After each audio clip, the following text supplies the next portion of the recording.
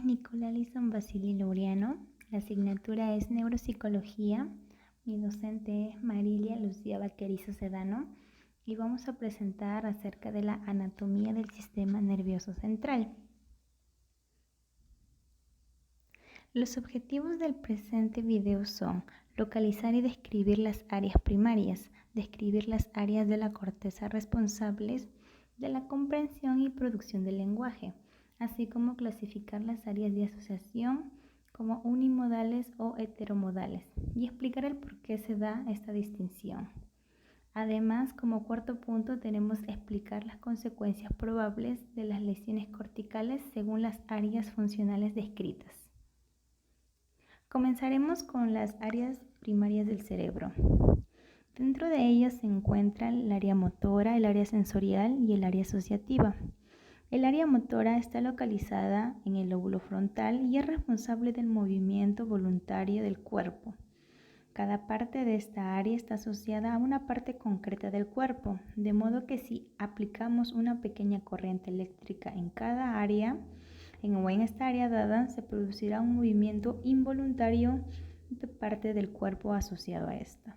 Los movimientos más precisos y complejos, como las expresiones faciales, ocupan una zona más amplia dentro de esta área que movimientos más automáticos, como por ejemplo el hecho de flexionar las piernas. También tenemos el área sensorial, que se divide en tres regiones. Una dedicada a las sensaciones corporales, el área somatosensorial, como se puede ver, de color azulito, que recibe estímulos relacionados con el tacto. Otra dedicada a las sensaciones visuales, que es el lóbulo occipital. Y la última a sensaciones auditivas, localizadas en el lóbulo temporal. Al igual que en el área motora, cada parte de la corteza cerebral está asociada a la percepción de una parte determinada del cuerpo. También tenemos el área asociativa, que se encarga de funciones aún más complejas, como por ejemplo el lenguaje, la memoria, el pensar.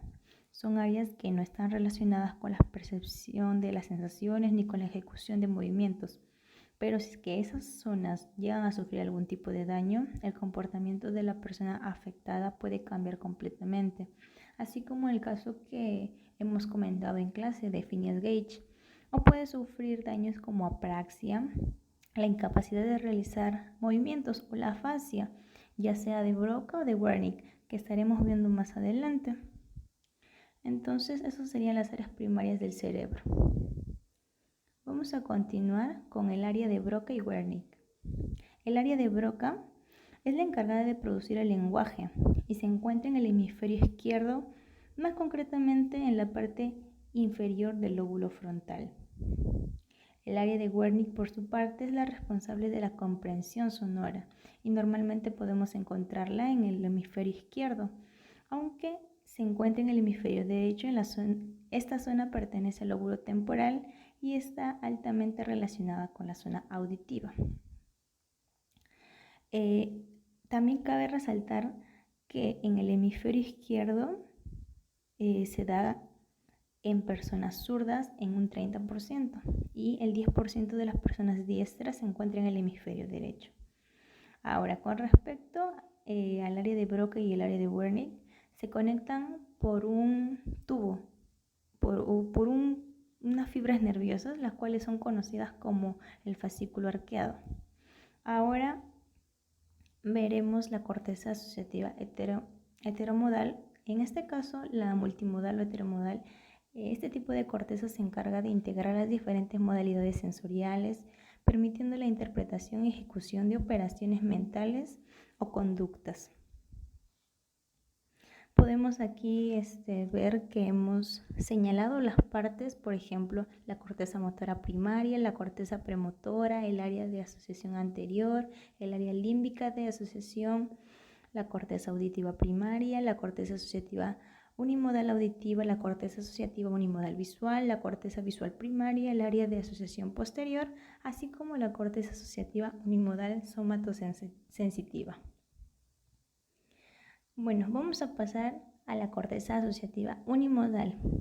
¿Y qué se caracteriza? Es que se sitúa por lo general en las cercanías de las regiones que procesan la información de los sentidos o la necesaria para moverse. Se trata de aquellas áreas que se vinculan al procesamiento e integración de información sensorial o motora.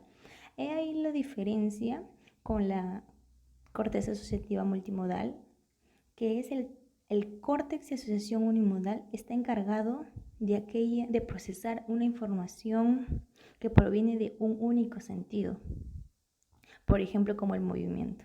Entonces, estas cortezas se sitúan por lo general en regiones cercanas que procesan la información de los sentidos o que sea necesaria para moverse.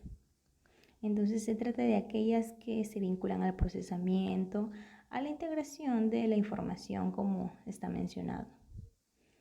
Entonces, tenemos al área premotora, al área auditiva secundaria, al área visual secundaria y al área somática secundaria.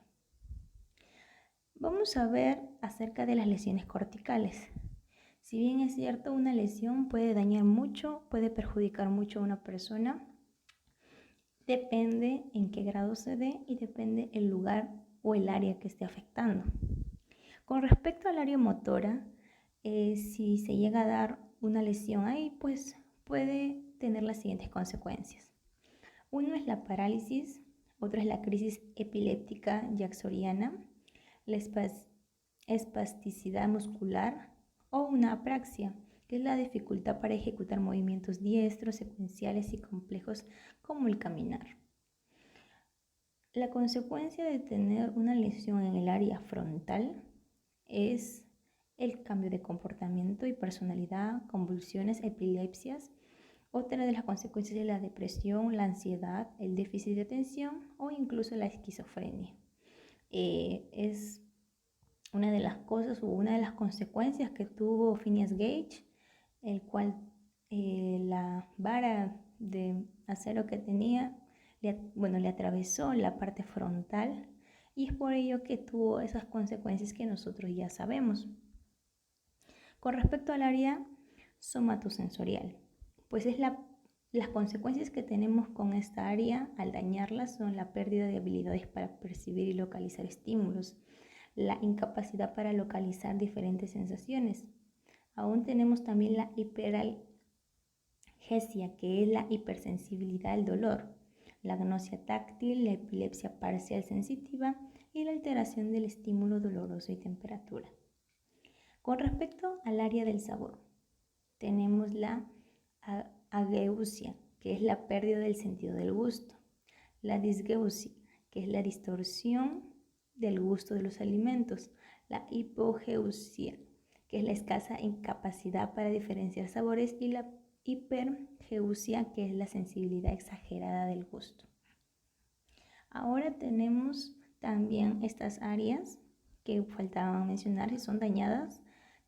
Vamos a comenzar con el área visual, que se encuentra en la parte del lóbulo occipital. Con respecto a esto, tenemos que la ceguera cortical es una de sus consecuencias, la agnosia visual, que es la incapacidad para reconocer objetos y sus colores, la hemianopsia, que es homónima al déficit en la mitad del campo visual, y la desorientación topográfica. Ahora, si dañamos la parte auditiva o el área auditiva, una de las consecuencias es la hipoacusia bilateral. Otro es la dificultad en la ubicación del sonido y la pérdida de la audición. Bueno, esto es lo que significa.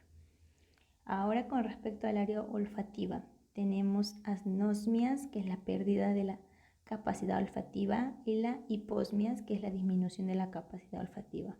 Teniendo en cuenta que el área del olfato con el gusto está muy relacionado, que incluso personas que tal vez no puedan, no tengan esa capacidad para oler las cosas, pues tampoco sienten ese gusto y aún al revés, ¿no? Pasa que tal vez no sienten el gusto y como que esa capacidad para oler. Es lo que nos pasa, por ejemplo, cuando estamos resfriados, ¿no? Cuando estamos resfriados, nuestra cavidad nasal no está estropeada y cuando comemos algo, cuando comemos dulce, no sentimos el sabor. Entonces, para finalizar, tenemos el área de Broca. Con respecto al área de Broca, se tiene dos tipos de afasias. La afasia global, que en sí la afasia global es la forma más grave de la afasia, debido a que todos o gran parte de los diferentes aspectos del lenguaje se van a encontrar afectados y alterados por una lesión cerebral.